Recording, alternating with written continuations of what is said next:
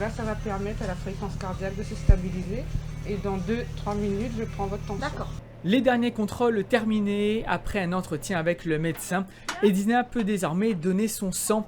Tout lui est expliqué, mais c'est une habituée du don. Un questionnaire à remplir, le don du sang lui-même c'est entre 15 et 20 minutes, donc ça prend pas beaucoup de temps sur une journée et il faut retenir que ça sauve des vies. Une importance d'autant plus grande depuis qu'un de ses proches a eu besoin d'être transfusé. C'est sa manière à elle, aujourd'hui, de sauver jusqu'à 3 vies. De sauver des vies finalement.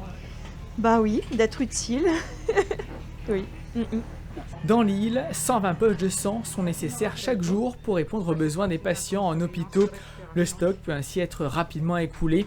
L'intervention et la générosité des donneurs sont des impératifs.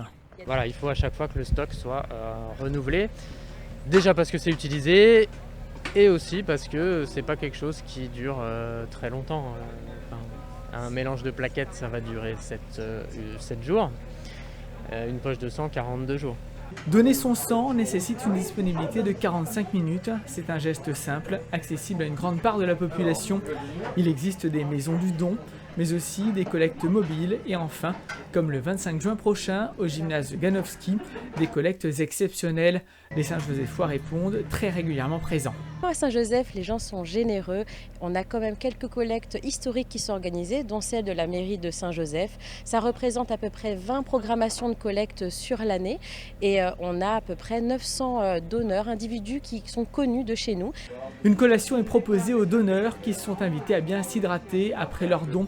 Les besoins ne cessent d'augmenter. Rendez-vous le 25 juin prochain au gymnase Ganowski. N'hésitez pas à prendre rendez-vous.